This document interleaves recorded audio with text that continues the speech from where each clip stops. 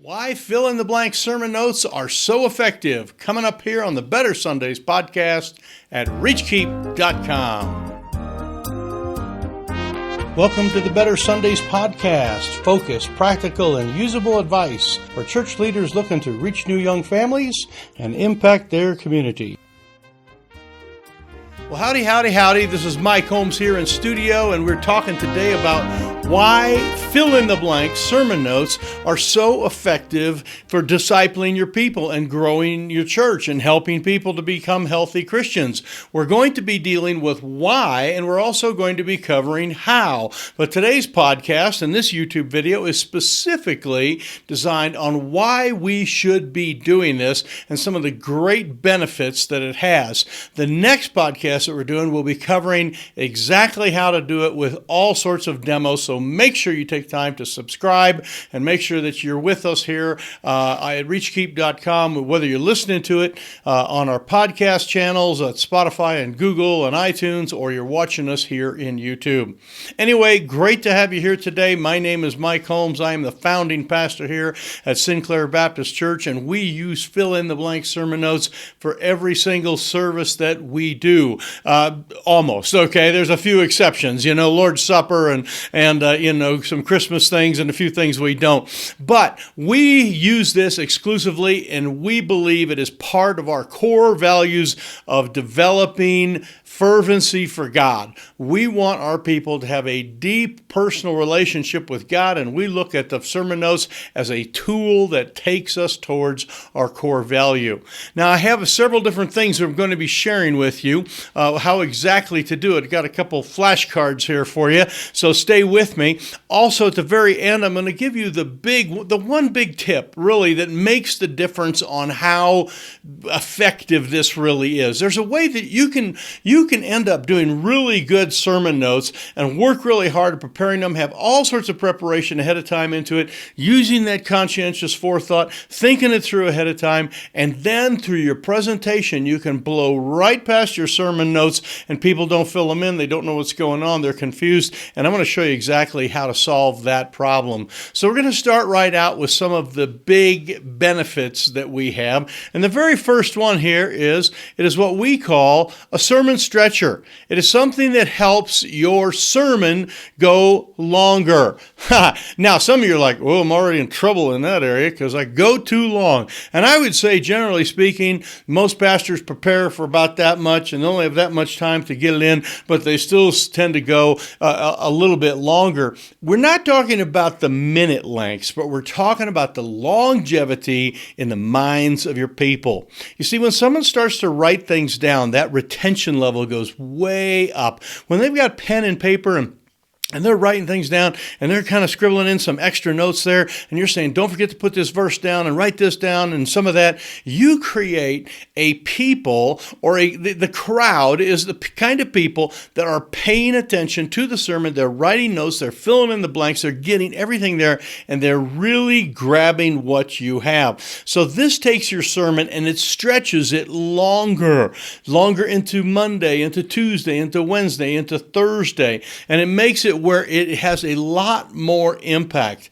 And we know the reason that we preach is so that we can, change lives. I mean, we want to see people develop. That's why you gave your life to God, is so that you can really, go out there, preach the word, and see some revival come, see some people get saved, see lives change, see people grab hold of it and internalize it. And the more that you get them to write things down, and we're not talking about just a simple fill in the blanks, but they'll add this verse in your notes. I mean, those kind of things. They will look those things up later, and you become the person that develops a studious group of people, which is a very, very important thing. So this idea of expanding your sermon and making it longer in that sense, and again, not like preaching till 2 p.m. So the second thing we have is what we call active engagement. Now, engagement is the idea that when people come to church, they're actually going to be doing things, okay? They don't just sit. We have a lot of people that come, sit, and then they leave, and we complain about it. It's like they're never active, they're never doing anything. This way, when they come to our church, they get a sermon note. And I'm going to show you these specifically, what they look like next week when we do our podcast on the how to actually do this. But it's like a sermon bulletin, or the bulletin that you have, but the sermon notes are on the outside. They're the most prominent thing. They're more important than your announcement about your chili cook-off or, whatever is going on. Your sermon notes are the top thing, and people have to grab the sermon notes, or you are handing them out to them. Everybody has one in their lap. You make sure everybody has a pen or pencil or something to write with, and then you actively engage them. And many of the hows of this we'll go through next week, but it's very simple to just simply, say, and now on that very first one, here is the word I want you to write. Write this word right there. Boom, and you tell them what exactly to fill in the blank. And you are teaching, they are writing, they are responding to what you're doing, and that is engagement. And the more that we can get our people engaged on a Sunday morning, the less we have to deal with the number one complaint in America about church is that it is boring. Okay? We don't want to be known as boring. We want to be known as engaging. And you can have them fill in the blanks. You can have them write different things. Some of the blanks that we use are not just like, for God so loved the world, they're filling it in there. But it's like we have a little square and it says, I want you to just take a few moments now and write 3 things that you are thankful for. And you write those things on there. And later this week, when you're going through your notes, you're going to remember that you're thankful for number 1, number 2, number 3. And you actually ask people to write their own personal notes in the notes. So this is not just, just fill in the blanks, but if they're actually engaged with you while you're doing it. This is a powerful, powerful technique that every church should be using to have some engagement. The last one here is that we like, and this is the one that's really kind of my favorite in the way. It's what I call disciple-ish discussion. In other words, when you start to write things down, people sometimes will ask, hey, what did you have in that blank, or what did he say there? And many times they will write down words and they will start to talk about it, and then we create in our sermon notes, and I'll show you how to do this, we create follow-up questions, and we reference those questions. On point 3 is like, all right, turn to the back and see these questions that I have. Look at question number 5. I want you to answer this question at home. Talk to your spouse about it. Talk to your kids about it. Go to your Bible study group and answer this question. And when you start to do that, you're creating this disciple-ish kind of environment. Now, I know disciple-ish is probably not a word. Maybe disciple-esque would be the better word that you would like there, but disciplizing them, whatever the word would be. But you're starting to kind of create an environment where there is question, there is talk about the sermon, there's discussion about what is going on. I think in the book of Acts, chapter 2, it's after they, all the great things happened. It says that they broke bread and they were at other people's houses and stuff. And I don't think they were just like talking about a football game or talking about the weather or whatever. And like, oh, time for the sermon. Another guy comes in the house and preaches a sermon in their little house or whatever. I think there was discussion.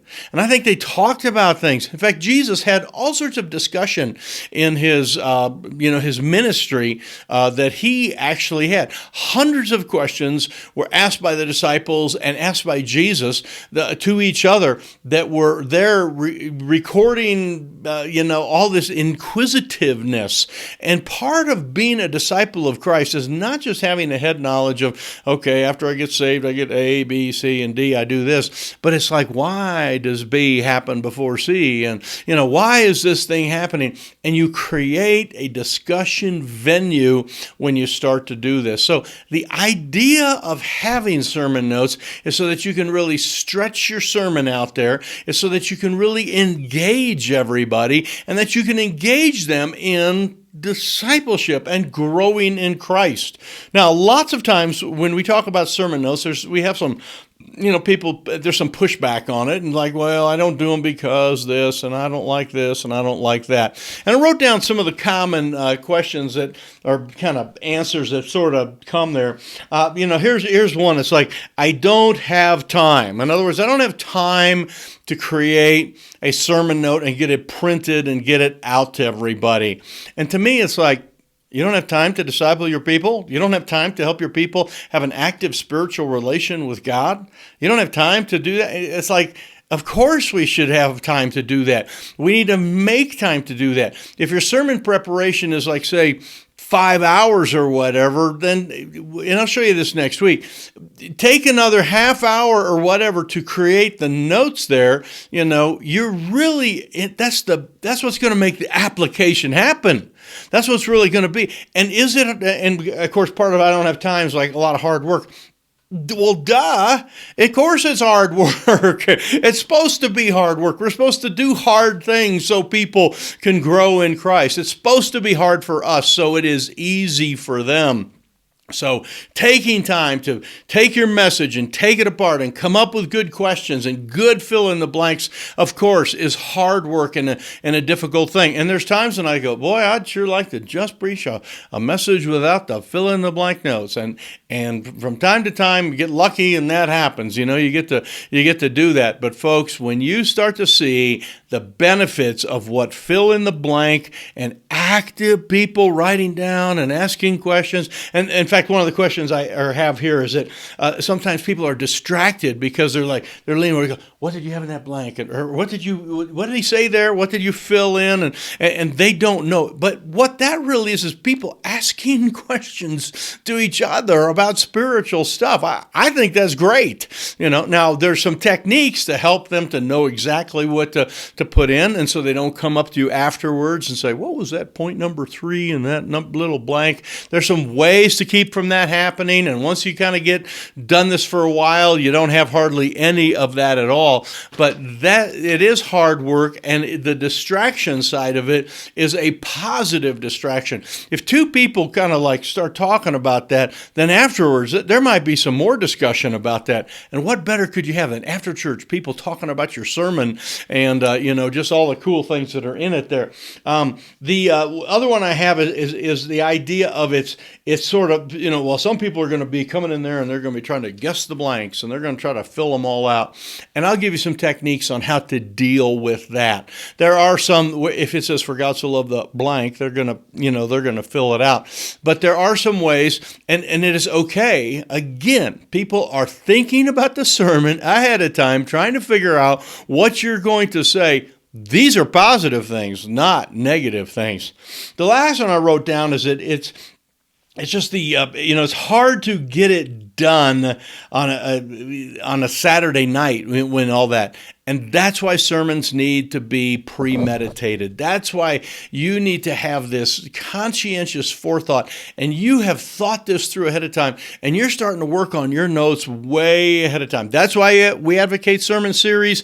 And that's why we really push and try to teach you to, kind of do some of this stuff ahead of time, because you are not just preaching a, 30, 40 minute message. You are a world changer. And if you're a world changer, you're going to start before Saturday night. Okay, let me just say that again. If you are here to change the world, if you are here to change your community, you are not going to be letting the world changing the greatest activity, which is preaching. You're not going to let that thing just kind of, trail off till late Saturday night and put it all together. And then, I don't have time for notes. I don't have time for illustrations. I don't have time for, extra verses. I don't have time for Bible study questions afterwards.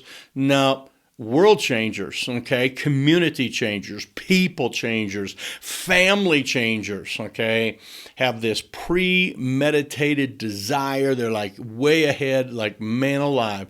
Sunday morning, I'm going to change these people, and I'm going to have these good notes, and I'm going to have this very thought out, and I'm going to have all this done ahead of time. And yes, that takes a lot of hard work. So I hope this has been helpful for you. Now, one last tip. Here it is. This is what makes it really good, and I will give you some more details on this in our very next podcast that we do.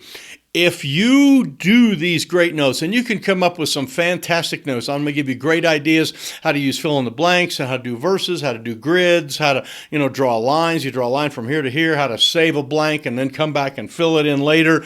All of those things are great stuff. But if you just preach off of like a manuscript, or if you preach off your regular notes, you can sometimes blow right by the fill in the blanks. The fill in the blanks is not just some extra that you tag on.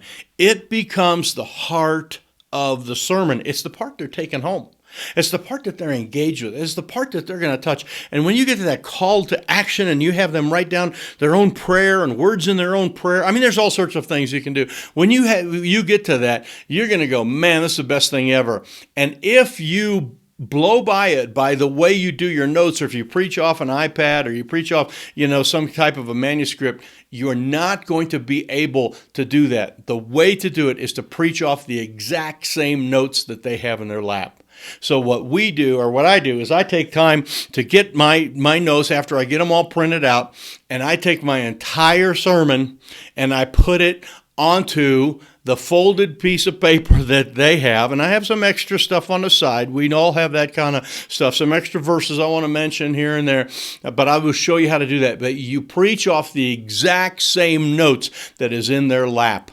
What is in their lap and what is on your Bible is the same piece of paper, okay, the exact same thing. And then when you get to like point 3, they're at point 3. You don't blow by anything. You give it to them because these are the things that you've got to do. Boom, boom, boom. And they're right. They're getting it down.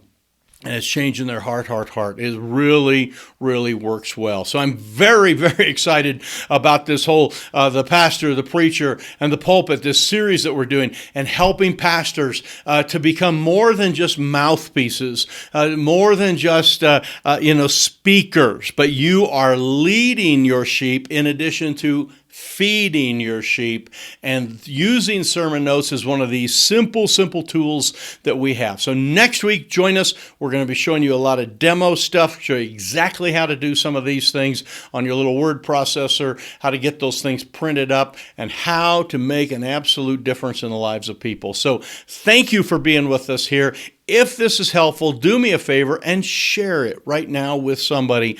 Or if you've never done this before, subscribe to us in the podcast app that you're using, or subscribe to us here on YouTube channel. You can just hit the little subscribe thing, and then there's a little bell there. If you hit that, that means you'll get notification. And every week we send these out on the weekend to help pastors be the very best they can be and have a better Sunday than it was before.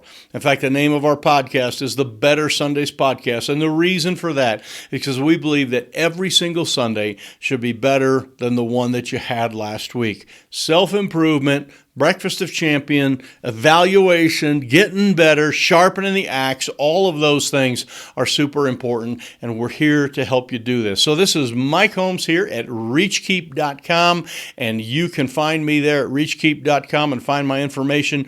We do a lot of coaching, a lot of helping with other avenues with churches, but I'm so excited about this whole thing on the pastor, the preacher, and the pulpit, and we got great stuff coming up ahead for you. Make sure you subscribe, and we will see you the next time here at the Better Sundays Podcast. Oh, you actually, at the very end, there's a couple little things. You can actually hit those and watch another video. You can watch some of our other channels that we have on the preaching, the pastor, and the pulpit. So love to have you click on one of those buttons and continue to watch. So thank you much, and we will see you next time here at the Better Sundays Podcast at Reachkeep.com.